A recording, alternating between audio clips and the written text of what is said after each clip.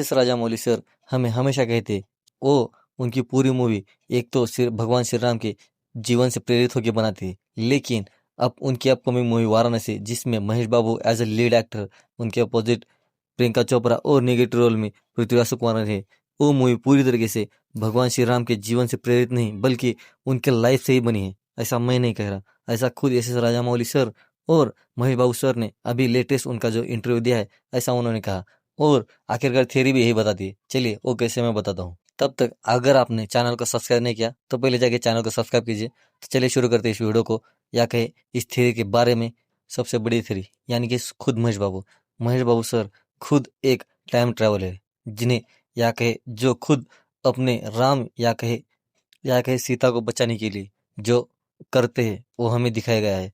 अगली थ्योरी की बात करें, वो खुद इस मूवी के विलन वो है खुद पृथ्वीराज सुकुमारन। जिस तरीके से उनको दिखाया गया है, आपको कुछ याद नहीं आ रहा? हमें पुरानी कथाओं में हमें ये पढ़ा है कि रावण के 10 सिर थे, यानी कि 10 अलग अलग तरीके से वो सोचते थे। वैसे ही पृथ्वीराज सुकुमारन की वो चेयर, जिस तरीके से उनके हाथ दिखाए वो खुद एक प्रकार के 10 हाथ है, यानी कि जैसे कि रावण के 10 सिर थे वैसे ही पृथ्वीराज सुकुमारन के 10 हाथ है, यानी कि वो 10 अलग तरीके से सोचते हैं।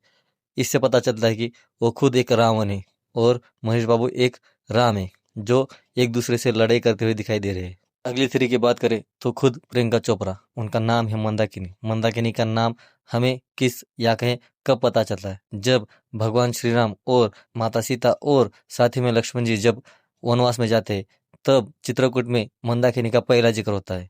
उससे पता चलता है कि ये यहाँ से हमें ये पता चलता है कि ये भी एक राम की थ्योरी है, या कहे भगवान श्री राम की थ्योरी है। अगली थ्योरी की बात करें तो हमें 3 मिनट के टीजर में हमें एक सीन जहाँ पे दिखाया गया है कि भगवान हनुमान के सामने यानी कि महेश बाबू को दिखाया गया है। जिस तरीके से उन्हें दिखाया गया है, हमें वो पता चलता है कि रामायण के आखिरी युद्ध में जैसे हनुमान ने अपने हाथों पे भगवान श्री राम को उठा के युद्ध किया था, वो हमें वहां से दिखाई देता है। अगली बात करें तो ये कोई थ्योरी नहीं है, एक रियल है। ऐसा मैं नहीं कह रहा, ऐसा खुद मूवी के डायरेक्टर एस राजामौली और इनके मेन हीरो या के मेन लीड एक्टर महेश बाबू, साथ में प्रियंका चोपड़ा और पृथ्वीराज सुकुमारन ने क्लियर कर दिया है कि ये कोई थ्योरी नहीं। महेश बाबू ने कहा कि मैं जिसका रोल कर रहा हूँ वो खुद भगवान श्री राम है। उनके जैसे चलने के लिए या कहे उनकी तरह दिखने के लिए मैंने 6 महीने की कड़ी प्रैक्टिस की है, या कहे अपने ड्रेसिंग या कहे अपने खुद को कैसे मॉडिफाई करते हैं, कैसे चलते हैं, कैसे दौड़ते हैं, ये पूरी तरीके से मैंने प्रैक्टिस की है, जिसके लिए मैंने 6 महीने पूरी तरीके से डाल दिए थे। ऐसा मैं नहीं कह रहा, ऐसा खुद महेश बाबू ने किया है कि मैं इस मूवी में लॉर्ड भगवान या कहे भगवान श्री राम के रूप में या कहे उनके ही रूप का उनका कैरेक्टर इस मूवी में मैं प्ले करने जा रहा हूँ। उसको क्लियर करते हुए एस राजामौली और प्रियंका चोपड़ा ने ये कहा कि हाँ ये सच है, और हाँ जिस तरीके से मूवी में सीन्स है वो रियल में है, नो सीजीआई यूज है। जिस तरीके से हमने इस मूवी को शूटिंग किया है, इसमें पूरी तरीके से नेचुरल डालने के लिए या कहीं कुछ सीन अच्छे और ग्लैमरस दिखने के लिए हमने इस मूवी को रियल लोकेशन पे सेट किया है, या कहीं रियल लोकेशन का यूज करके इस मूवी में वो लोकेशन सीन किए या कहीं शूट किए गए।